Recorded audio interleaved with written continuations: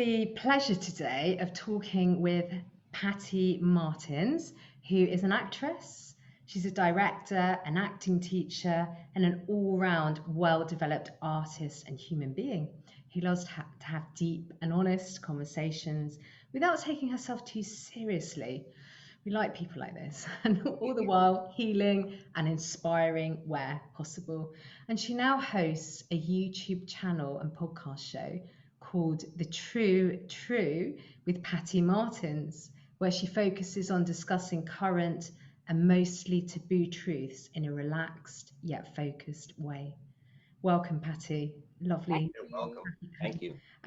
Yeah. So the first thing I wanted to talk about was so what's brought you to this place from being an actress and having the wealth of experience behind you from from quite a young age, yeah, to being here now with the True podcast and the new chapter you've begun.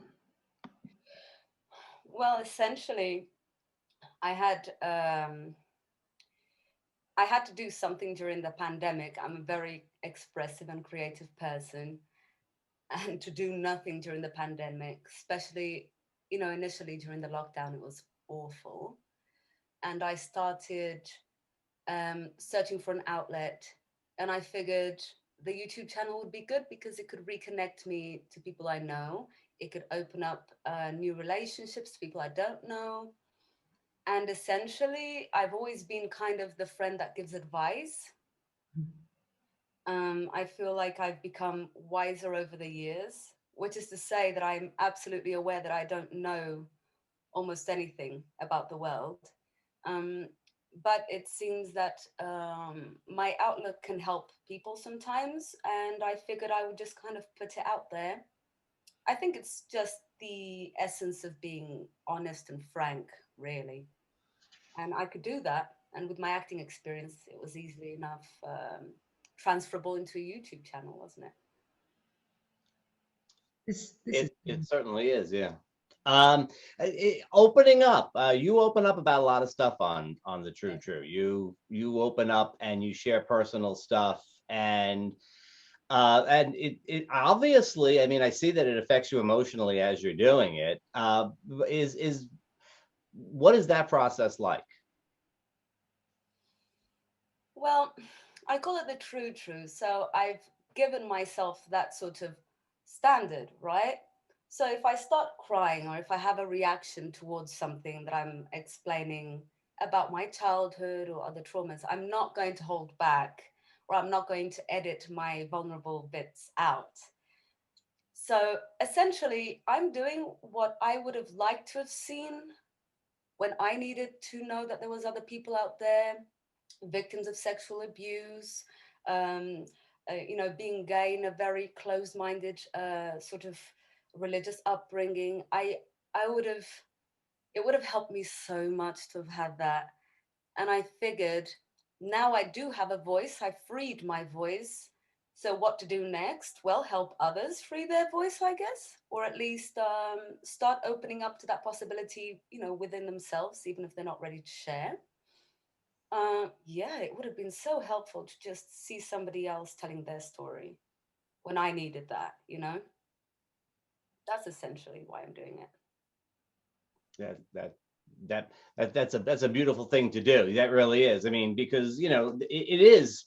I know about your upbringing in Portugal, and then being an immigrant into England, and well, isolating experiences, are they not? Yes, the first time I moved to England, I was 9. I felt like an alien. I remember my first day at school there, they put me in a uniform, which was awful. So awful. For me, I mean, I was just very used to like the small town Mediterranean-esque type of vibe. And oh wow, I remember feeling like they were putting me into a prison, and my memory of it is all in black and white, and it looks like those TVs that are all shaky, everything's wavy like that. That's literally what my memory of that day is like, and I couldn't understand anything. So it was alienating, and I had to sort of start to learn how to adapt, learn a new language, learn, um, there's certain things here that I can't say because they're considered rude. Other things that I think are rude here are considered normal. So it really gave me actually this huge, it allowed me to see that that what's taboo, what's considered good or bad can actually differ from country to country, from religion to religion. And that was eye-opening, actually. I realized that it's not the same everywhere. And I had to be a different person when I lived in the UK and when I lived in Paris. You speak differently, you move differently, there's different values. Same when I was in Los Angeles, where I met you. You need to put yourself into this other sort of frequency. And yeah, yeah, I think it's alienating. And at the same time, I guess the first time it was terrifying. And then the other times it just kind of became sort of school of, I don't know, anthropology, where I kind of need to figure out what can I say here, what can't I say here. So I mean, it's helped to give you the gift of adaptability, and to be a chameleon, to adapt to life. So it sounds like there's a huge strength that's come from challenges, difficulties. There's the path that you've led, the path that your life has gone down. And you are very philosophical, aren't you? You have certain philosophies about life that have come from the realizations and perceptions of life that some people are still kind of struggling with, or they wouldn't know that because they just haven't experienced it. So what would you say to your younger self if you could go back? What advice could you give, the best advice to? Well, it wouldn't matter what I said, because I wouldn't have listened and I would have done whatever I felt I needed to do. I would still have been scared. I basically, I feel like all the experiences I've had have been hard, but I have always had this sort of personality. And I do see this because it does depend on your personality. My personality kind of wanted to get out of the depression, out of the negativity, out of the pain. And I had that sort of fire to want to go and prove everyone wrong, which also backfired, pun intended. But I did have that going for me. And I can't say that I've developed that. That wasn't my doing. It just happened to be my natural reaction, which is why I was able perhaps to come out stronger instead of coming out bitter or depressed. You know what I mean? So I was just stupidly optimistic in the most horrible situations. And now what I can see is that I can value that. And I realize that I can't just tell people how I dealt with it, because I can only tell them how it felt. And that it's okay that I felt like that.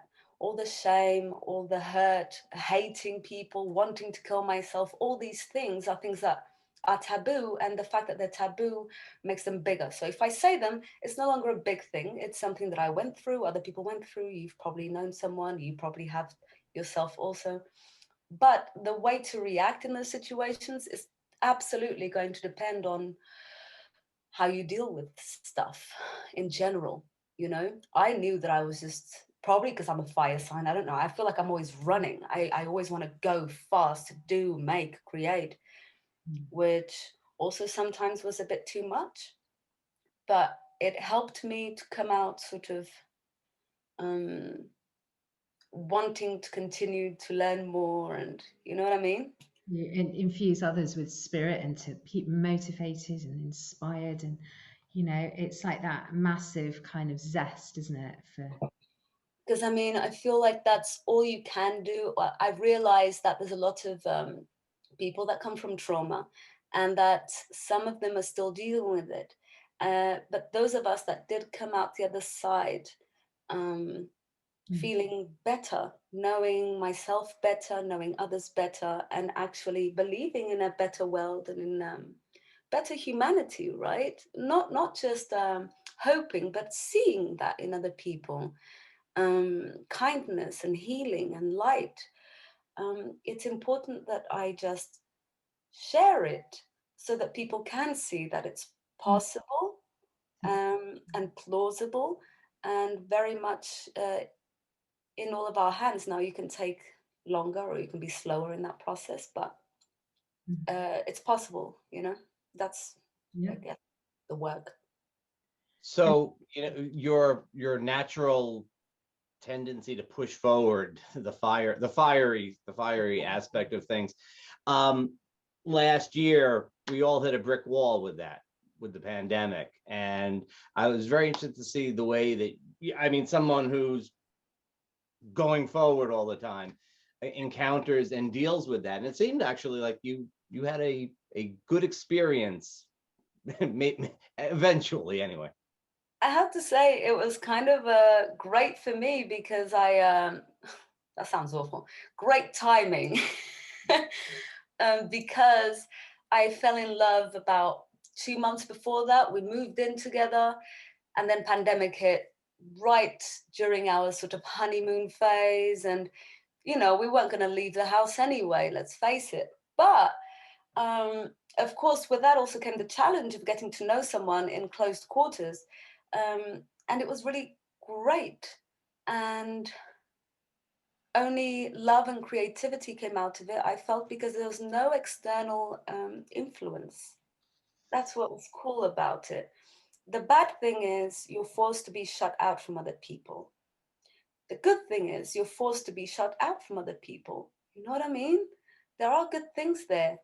And I think all of us have really had time to go inwards more. Like someone like me who's just like, do, do, do. I had to stop doing. I had to sit and appreciate the simplicity of things. And I have to say, it's helped me to become more centered. It's helped me to accept what is, meditate more, you know, actually value what's real in life. Yeah. I think so much about that. A lot of folks have spoken about how, like, you know, when the whole lockdown started, it was like, I can't wait to get back to doing all these things, you know. And now that things have eased up a little bit, at least temporarily, Yeah. there's a whole different feel. Like, well, I don't really want to go back to everything. It turns out there's some stuff that I don't really need or want. Isn't that amazing?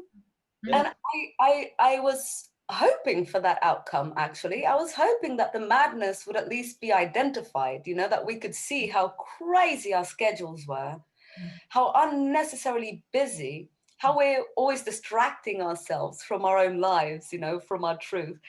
And it's amazing that that forced time really has, well, it's forced us to think about it Yeah. and feel it. What really is important to reset, realign with our past. It's been pretty extraordinary, really, hasn't it? None of us really saw this coming, did we? This rare opportunity outside time and space, really. Yeah, that's exactly it. There was a timelessness. Timelessness. I mean, sometimes I think, what, 2020, when was that? I get a bit confused now, but what was that year? It was like a year in another dimension, or Yeah. it wasn't on the And linear calendar. It was off off it grid. was wonderful at the same time that it was terrifying, and Hmm. you know, very horrible things happened. It was Collectively. wonderful that it gave us, you know, how people say if they've been given 3 months to live, some people feel like there's a relief that all of a sudden there's no goals to meet. You know, you're not scared about not becoming that person in the future. You don't care if that person likes you. I feel like there was a kind of a similar aspect about this lockdown. It was like, I guess I can't be very proactive. I guess I can't socialize more. I can't go out and go for a walk. Yeah. It gave everyone permission Yeah. to do what they wanted. And let's face it, most of us just want to lie about on the sofa and drink coffee or a glass of wine. We're essentially cats with a brain, right? All of us, I mean, we tend to just want comfort.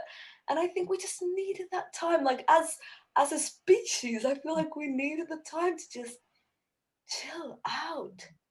It's okay to want to rest, or it's okay to do nothing and not have to judge ourselves and go, I was lazy. You weren't lazy, you're just a mammal. You like to lie about, and that's okay too. You know, I like that permission. So it's like we've become more human rather than, as you said, like machines, just, you know, Like, well, feeling like we like, need to be productive all the time. And there's different, and, you know, to redefine what is productive, what is success, what is enjoyment, you know, what really is this, you know, is this truly my path, or is this what I think I should be doing, you know? yeah, yeah. Um, 'Cause a lot of us, we just kind of roll with the punches, and we kind of go from one thing to the next, to the next, to the next, and then when we get step back and look at what we're doing, we actually realize it doesn't make sense. We don't like it. Why continue? And that was so important that some of us just had that time, that permission. Yeah. yeah. And I hear that you're also in a pre-production phase. You're creating something, aren't you? You're creating a film. I mean, that's essentially what I'm always creating. I'm either writing or I'm writing for film. Sometimes I write novels. Hmm. Um, I mean, I had already written it, but now essentially I'm looking to fund, and I'm looking for talent to get this film off the ground. The film I'm very passionate about, and it's called Alchemy. And it's actually about it's a bit Shakespearean in that there's a woman that tries to get ahead in the European government, and for that she realizes that it'll be easier if she were a man in the current climate of things, so she transitions, and then she comes to realize that perhaps it's not about gender but about power roles and about politics, social dynamics. And that's very, again, part of kind of my idea of healing and of discussing taboo subjects, the inequality, especially because most of the places where these things happen in movies tend to be in Washington, D.C. For some reason, it's where aliens attack, it's always Washington. It's where there's issues with terrorism, it's always Washington. And I just kind of wanted to see Brussels and the EU, and include Europe, include small countries like Lithuania and Romania, and then, you know, the Scandinavian countries and Italy and whatnot. See myself up there, including the UK, of course, and just kind of discuss our issues. I feel like we're always living under this sort of shadow of the sort of American gaze of these social issues. And we know that we have a slightly different one, also progressive, but in a different manner. And I would like to talk about that in our way. So since I wasn't seeing it, I wrote it. That tends to be my rule of thumb, which is why I created the channel as well. So that you're still traveling, you're still out there, but just in a different way, you know, not. Absolutely. I noticed that when I start driving myself crazy, Mm. I have to create. Mm. It's essentially because there's something trying to channel through me and I'm not really letting it. And honestly, when I'm even with like right now, when I'm doing the YouTube channel, I find that most of what I say, I barely remember. Same with what I write. I'd say a good half of it is just like trying to listen, be in the present, and then the rest kind of flows through. And I feel like that's the best way for me to be more true.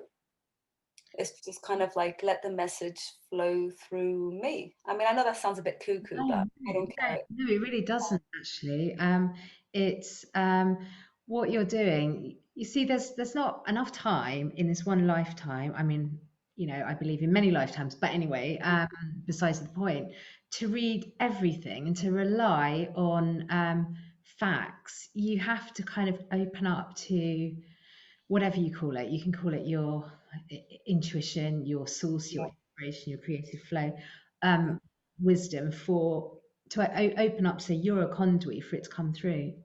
Conduit. And because otherwise you're literally just you're just a book, aren't you? You haven't created your own. And also, if I just create something out of my very limited perspective, how helpful can it be?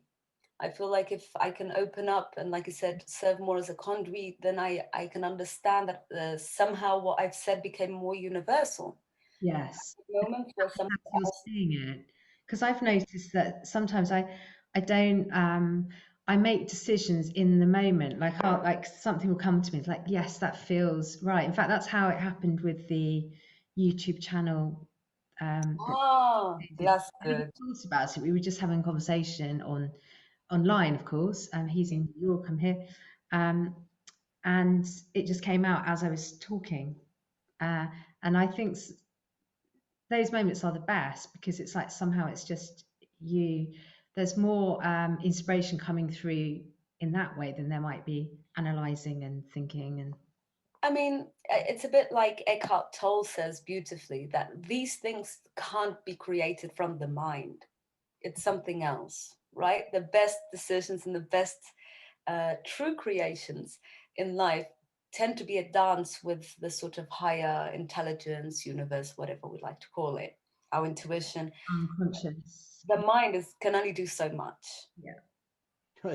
Alan Watts said, "You don't know where your decisions come from. They show up like hiccups." Oh yes, I remember hearing that. And it's the same with ideas, isn't it? Inventions. When people think, yeah, I've come up with this incredible invention, but then at that exact moment there were 100 other people who had, but they've tapped into the collective consciousness. I mean, Einstein says it too, that he found the answer to most of his formulas through stillness. He just needed to just center himself, come back to the present, and just sit there and wait, essentially. Give it some time to sort of manifest through him. I I have to say I've made most of my life decisions like that. Before I thought it was a bit childish, or that I was just impulsive, but I've come to understand that it's actually uh, much safer than trying to make a decision based on a sort of cerebral something that makes sense rationally. It's seldom the right decision. No. Whatever makes sense isn't necessarily the right decision for you. It just makes sense in the world of common sense.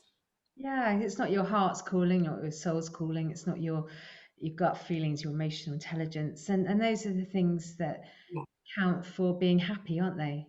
Yeah, And fulfilled in life. and fitting. How many people ever really rationally, I mean, you try perhaps, how many people ever really rationally write down, pluses and minuses about things and try to, I mean, I don't even know people who, I don't really know anybody who actually tries to do that. And I doubt it's what they base their final decision on. I mean, I know a few people.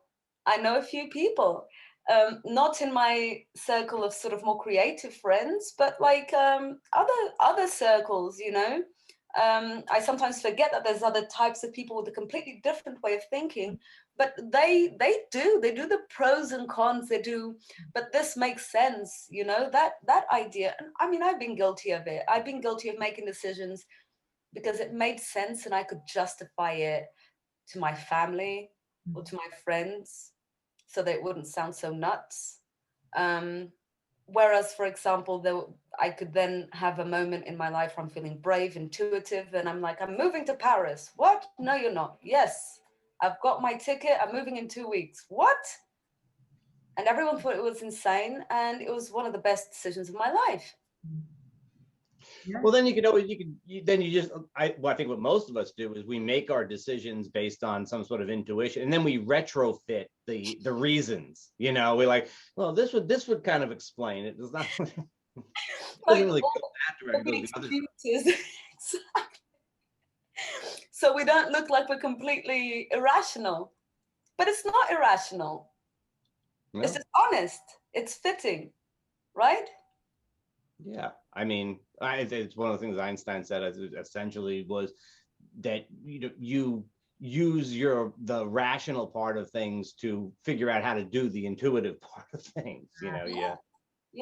It's using it properly. It's also knowing the difference between sometimes what is intuition and what is fear, or what or what is wishful thinking, or it's also being real about that, because sometimes you can say, oh, my intuition is telling me, but really it's Yeah. intuition. It's not at that moment. It's your fear. You don't want to do something, so do you see, we can do You're that. justifying it with, I feel like, Yeah, which yeah, I see a lot of that in the new age world, actually. I have to say. Do you know what I mean? Without putting it down, I see a lot of that sort of stuff going on. It's with a lot of unconscious, divergences.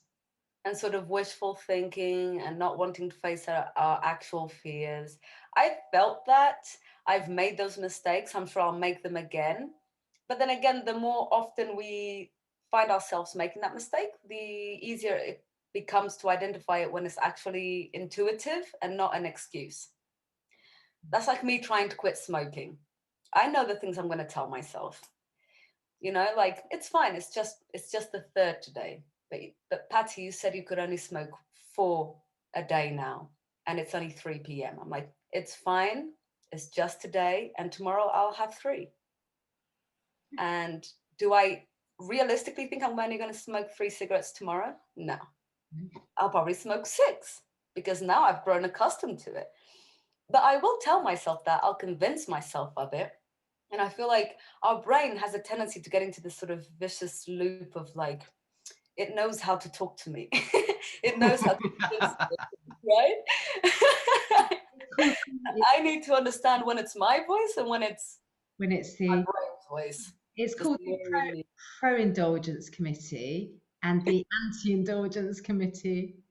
2 lodges in your brain, with the cortex or the hindbrain, and they're speaking a very different language, because the emotional brain it's reflecting on the past all the time. It can't be innovative, so it makes decisions based on what's happened in the past.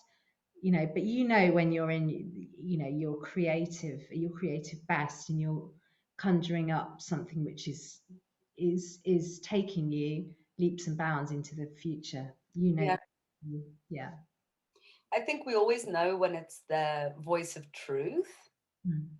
It's whether or not we're ready to accept it at that moment. Yeah. When we're cheating on ourselves, let's say, I mean, I do it all the time too, with what I eat. Have I worked out today? I mean, we all do it.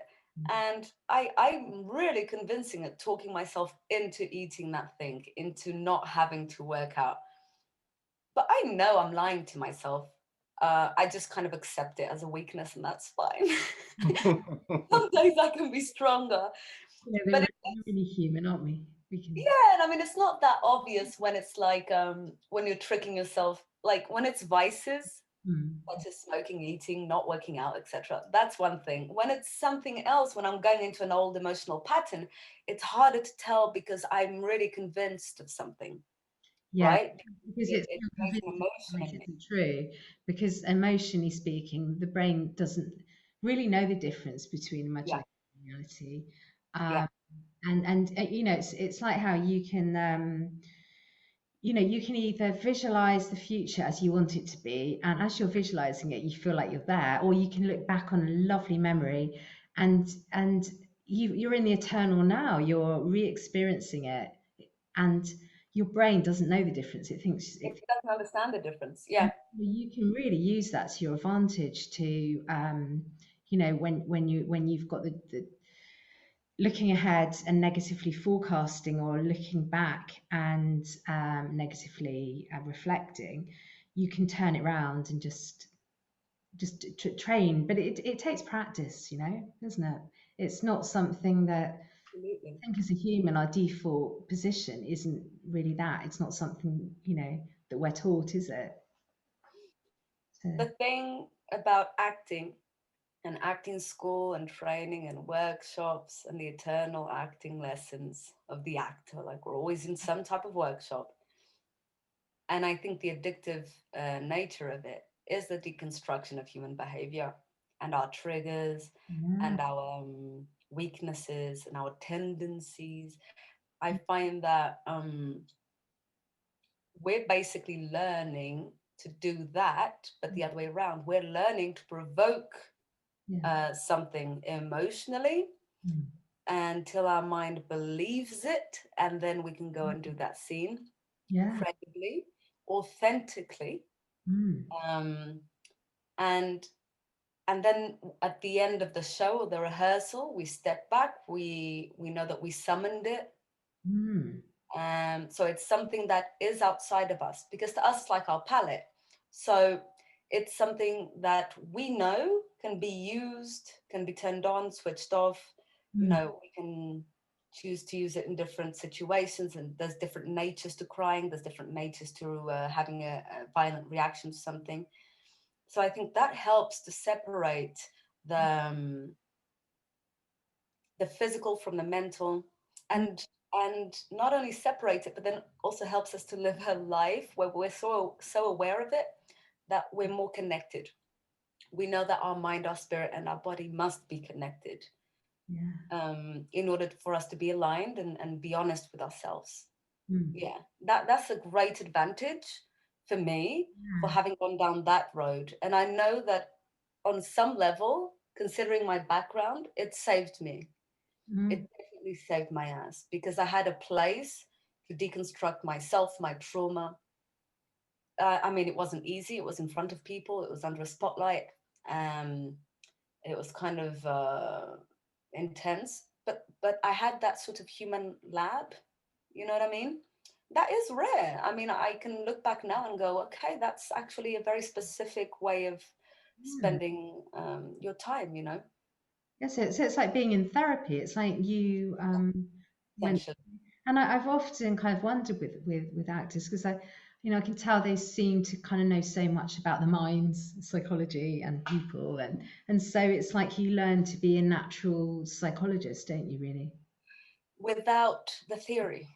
theory, So the through experience, through practice. practice. Yeah. Yeah. Which essentially to me is kind of the only way that I can truly learn things. Understanding them intellectually can only take me so far. I can talk about it at a dinner party, but I'll probably be wrong.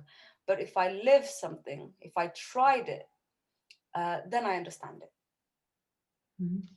I didn't really think about it before in this context, but actors are not known for a particularly buttoned down lifestyle or anything like that. And I'm like, well, what gets them to be so free? And that makes great sense. It's not just fame and fortune getting to their heads or something. Because it's true of actors that are not really famous and rich. Yeah. It is a different lifestyle, and it is kind of based upon that knowledge, isn't it? It's the thing that is kind of the hardest for actors, for example, when you go, um, back home for Christmas or whatever, is the fact that you're so used to being surrounded by actors and theatre folk, let's say, or film people, that you're used to, listen, a normal conversation for me, I just walked into a place, okay, it's a bunch of actors, my colleagues, and we're like, oh, did you hear about did you hear about the suicide on Fujisan Mountain in Japan? It's beautiful. They take these threads so that they can return should they decide to not kill themselves once they're in the dense forest. And we just go straight into something quite intense, quite quickly.